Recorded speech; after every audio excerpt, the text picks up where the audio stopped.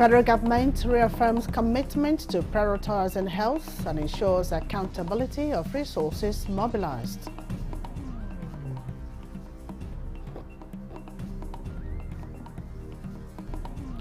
Nigerians call for establishment of National Local Government Election Commission with INEC to oversee local government elections.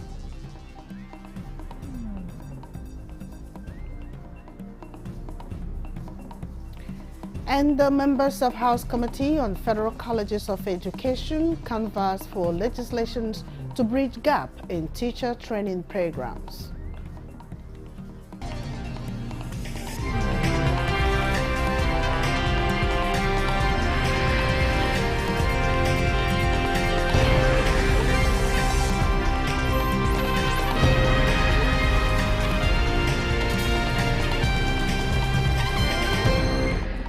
Hello and welcome to the News Desk at 3 on NTA News 24.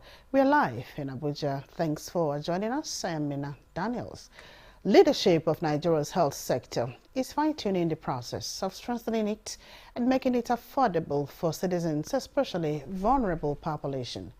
At the 5th Annual Legislative Summit on Health holding in Abuja, Coordinating Minister of Health and Social Welfare, Professor Mohammed Ali Party, reaffirms federal government's commitment to leading a governance that prioritizes health and ensures accountability of resources mobilized.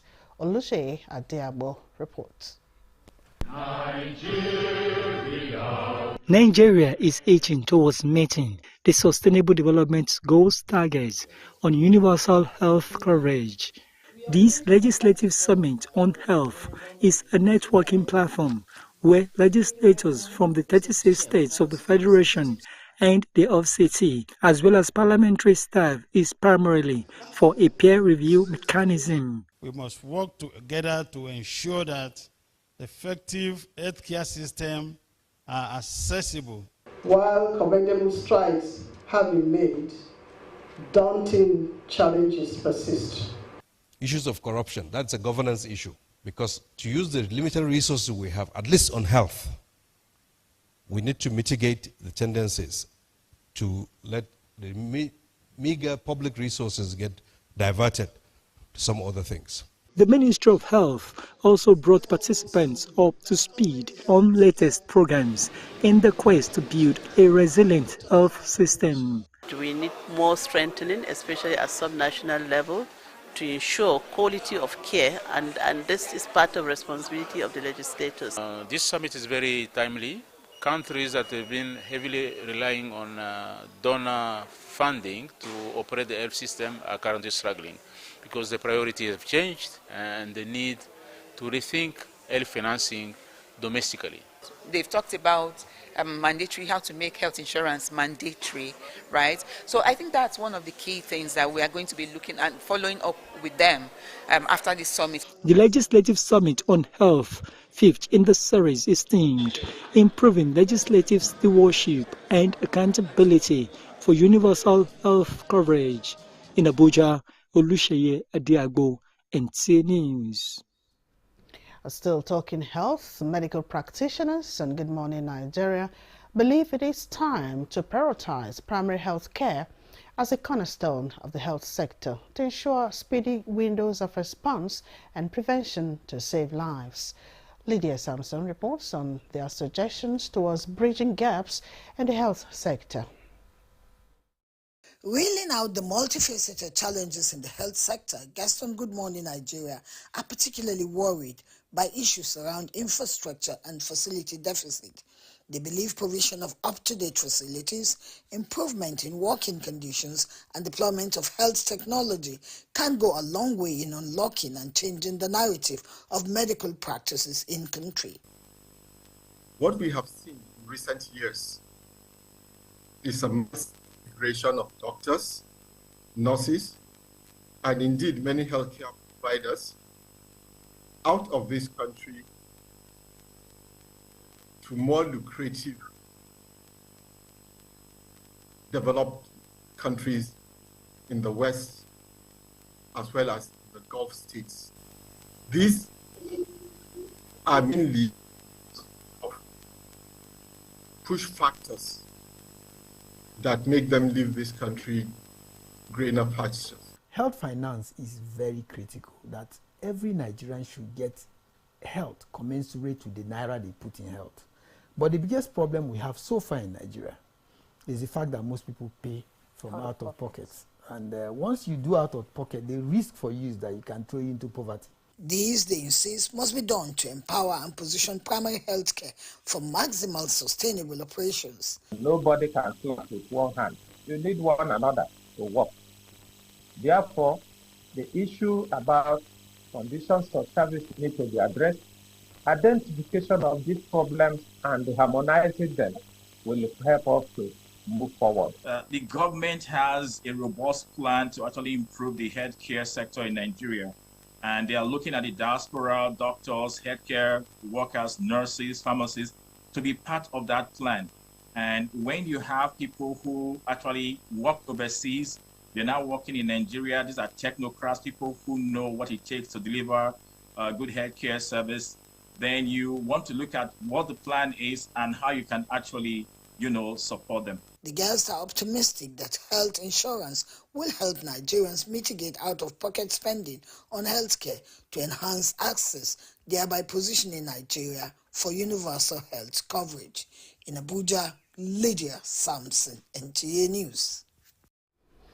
The Federal Minister of Health and Social Welfare, in collaboration with the Kogi State Government, is taking action to combat malnutrition affecting both infants and adults across the country. In Lokoja, a group of frontline health workers from tertiary, secondary and primary health institutions underwent training in maternal, infant and young child nutrition. Jacob Sani's report is here presented. Nigeria's malnutrition rates have prompted its intervention. The week-long training program will equip health workers with the skills needed to utilize local food resources effectively. By transforming everyday foodstuffs into nutrient-rich meals, these experts are now better prepared to tackle malnutrition at the grassroots level. All participants, clients that come to health facility, they should be screened, including under 5 children, so that they can detect early malnutrition and the child or the mother is treated. Participants learn practical methods of converting common local food items into essential nutrients suitable for both infants and adults. For the 60 health workers who attended, the training was a transformative experience. They are now equipped with knowledge and skills to implement in their respective communities, ensuring better health outcomes for mothers and children. I would like to express my deepest gratitude to the organizers, the trainers, and sponsors of this program for their tireless effort and unwavering commitment to the health and well-being of our people. And I'm truly grateful for the invaluable role you have all played in shaping the future of maternal child health, not only in Kogi State, but the country at large. The Federal Ministry of Health and Social Welfare, along with the Kogi State government, hopes that this initiative will have a lasting impact on the fight against malnutrition in Nigeria. Speak Out Africa Initiative, a non-governmental organization, says the Supreme Court verdict granting autonomy to local governments is a new era for local governance in Nigeria. It therefore calls for establishment of a National Local Government Election Commission, a centralized unit to be domesticated within INEC to oversee local government elections. Timothy Yusuf reports.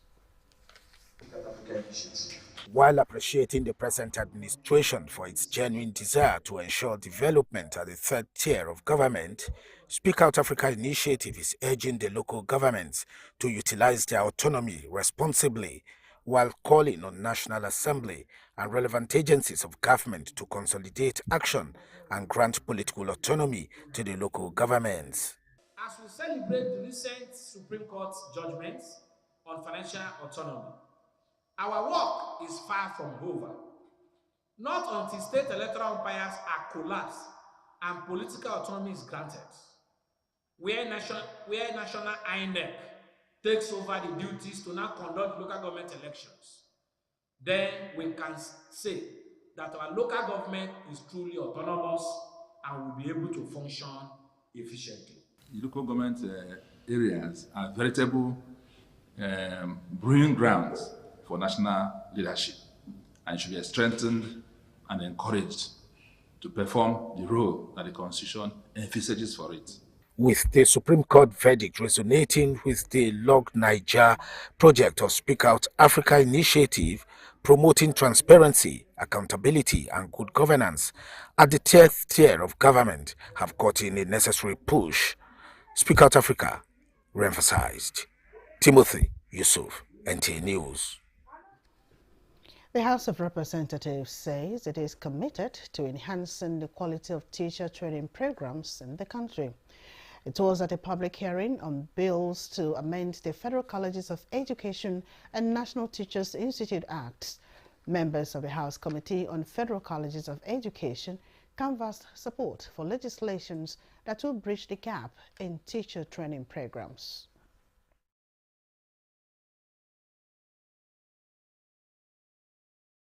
The training and development of teachers are paramount in ensuring quality education for all. Teachers are not just purveyors of knowledge, they are mentors. The impact of quality teacher training cannot be overstated, as it directly influences the quality of education. It is commonly said that no education system can rise above the quality of its teachers.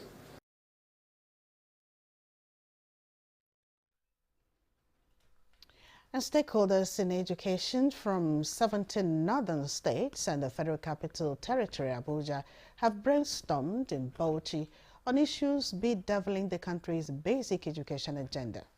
Abdullahi Aminu reports that the forum focused on strategies for achieving targeted objectives of the universal basic education.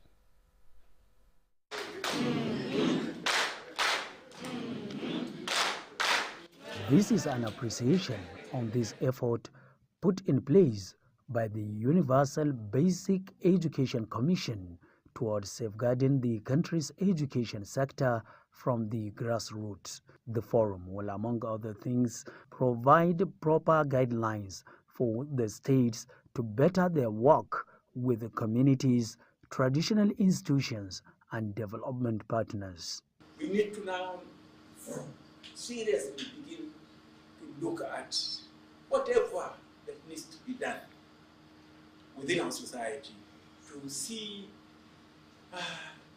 what each and every person can contribute. Because sometimes we contribute negatively by keeping quiet. Moral education cannot be like a subject in the class, but we can also imbue in the teachers skills how to help learners so that they can direct them properly. Ensuring that the Nigerian basic education system is properly functioning, and the need for teachers to understand that it is not only about knowing the knowledge, but also its application process are the main targets of this teacher development training. In Bauchi, Abdullahi Aminu, NTA News. 50 students of Federal Government Technical College, Garki, have received laptops in addition to undergoing a 6-month course on artificial intelligence and robotics. This is facilitated by the Senior Special Assistant to the President on Vocational, Technical and Entrepreneurship Education, Abiola Arogundade, in line with the renewed help agenda of President Bola Tinubu. Ngozi Technical reports. The gesture, according to some of the students, is unimaginable. To others, it is a dream come true, as they listen keenly to their guests. The Senior Special Assistant to the President remarks that the initiative is to enable the students cue into the current trend in the use of artificial intelligence as well as robotics technology to advance growth and development. We'll be giving out 25 courses in artificial intelligence in a partnership with Lorenzo, and 25 in robotics. With the laptops and license to practice after 6 months intensive courses provided by Lorenzo Group, the students' entrepreneurship capacity will have been well developed. If you look at countries like Germany, USA, Korea, Japan, they are growing really far and vast with robotics and artificial intelligence. So it's about time that we too. I was shocked at first, but then I became very, very, very happy because for a long time I've been wanting an opportunity like this and I finally got it. I will see myself as a guru in artificial intelligence and robotics and also teaching other people.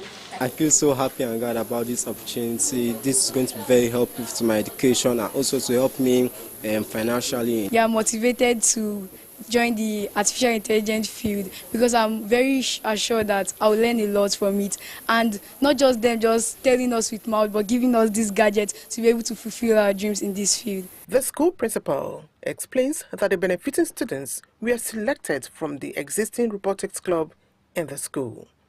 Ngozi Technical, NTA News. This is the News Desk at 3 on NTA NEWS24. Let's take a break now. More reports shortly.